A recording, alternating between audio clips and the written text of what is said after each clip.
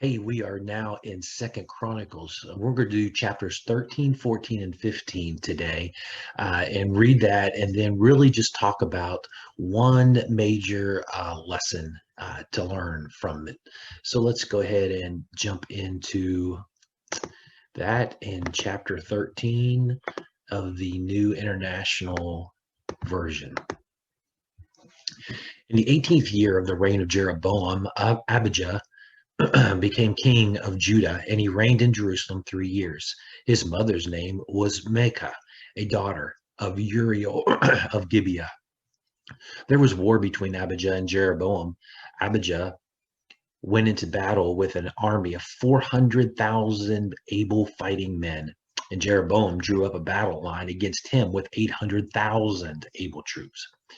Abijah stood on Mount Zemaraim in the hill country of Ephraim and said, Jeroboam and all Israel, listen to me.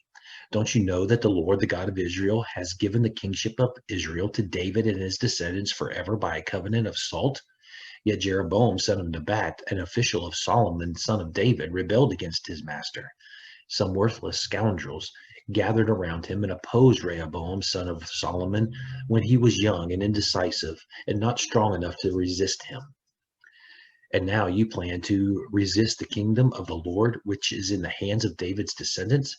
You are indeed a vast army and have with you the golden calves that Jeroboam made to be your gods. But didn't you drive out the priests of the Lord, the sons of Aaron and the Levites, and make priests of your own, as the peoples of others' lands do? Whoever comes to consecrate himself with a young bull and 7 rams may become a priest of what are not gods. As for us, the Lord is our God, and we have not forsaken him. The priests who serve the Lord are sons of Aaron, and the Levites assist them. Every morning and evening they present burnt offerings and fragrant incense to the Lord. They set out the bread on the ceremonially clean table and light the lamps on the gold lampstand every evening. We are observing the requirements of the Lord our God, but you have forsaken him.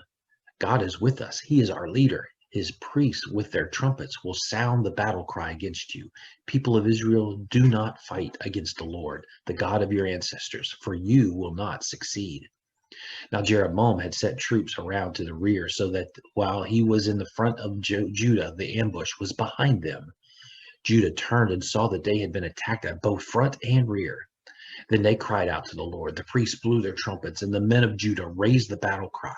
At the sound of their battle cry, God routed Jeroboam and all Israel before Abijah and Judah. The Israelites fled before Judah, and God delivered them into their hands. Abijah and his troops inflicted heavy losses on them, so that there were 500,000 casualties among Israel's able men. The Israelites were subdued on that occasion, and the people of Judah were victorious because they relied on the Lord, the God of their ancestors. Abijah pursued Jeroboam and took from him the towns of Bethel, Jeshanah, and Ephron, and with their surrounding villages. Jeroboam did not regain power during the time of Abijah, and the Lord struck him down, and he died. But Abijah grew in strength. He married 14 wives and had 22 sons and 16 daughters. The other events of Abijah's reign, what he did and what he said, are written in the annotations of the prophet Iddo. And Abijah rested with his ancestors and was buried in the city of David. Asa, his son, succeeded him as king, and in his days the country was at peace for 10 years. Asa did what was good and right in the eyes of the Lord his God. He removed the foreign altars in the high places, smashed the sacred stones, and cut down the Asherah poles. He commanded Judah to seek the Lord, the God of their ancestors, and to obey his laws and commands. He removed the high places and incense altars in every town in Judah, and the kingdom was at peace under him. He built up the fortified cities of Judah since the land was at peace. No one was at war with him during those years, for the Lord gave him rest. Let us build up these towns, he said to Judah, and put walls around them with towers, gates, and bars. The land is still ours because we have sought the Lord our God. We sought him, and he has given us rest on every side. So they built and prospered. Asa had an army of 300,000 men from Judah, equipped with large shields and with spears, and 280,000 from Benjamin, armed with small shields and with bows. All these were brave fighting men. Zerah, the Cushite, marched out against them with an army of thousands upon thousands and 300 chariots, and came as far as Marsha, Mersha. Asa went out to meet him, and they took up battle positions in the valley of Zephathah near Mersha.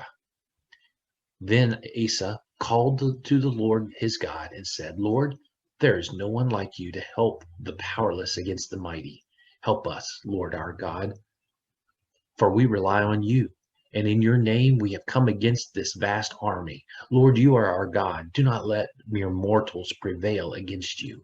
The Lord struck down the Cushites before Asa and Judah, and the Cushites fled, and Asa and his army pursued them as far as Gerar. Such a great number of Cushites fell that they could not recover. They were crushed before the Lord and his forces.